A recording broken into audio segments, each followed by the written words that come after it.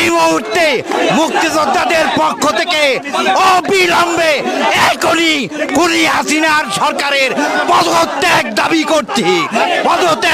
করছি। বিগত এই কদিনে অনেক তামাশা করেছেন। আমরা বলেছিলাম আগে আমরা জান দিব, কিন্তু তারা নিজেরাই জান দিল। এখন আমরা সামনের দিনে তাদের জানি আর জান না দিতে হয়, আমরা জান দিতে প্রস্তুত তাদের সাথে। যারা ভুয়া মুক্তিযোদ্ধা ৭১ মুক্তিযোদ্ধা করে নাই, তারা আজকে আওয়ামী লীগের পক্ষে, হাসিনার পক্ষে।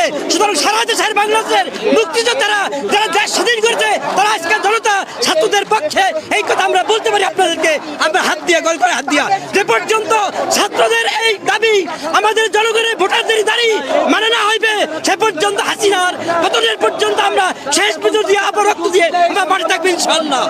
আমরা মুক্তিযোদ্ধারা কোনো কোটা চাই না, তবু আপনারা এই কোমলমতি শিশুদের বুকে গুলি করিয়েন না। ৭১ থেকে এই পর্যন্ত আমাদের যুদ্ধ থেমে নাই। আজকে বুকটা ভরে যায়, কিন্তু আমাদের কান্দাও আছে, গন্ধনও আসে। এত অল্প বয়সী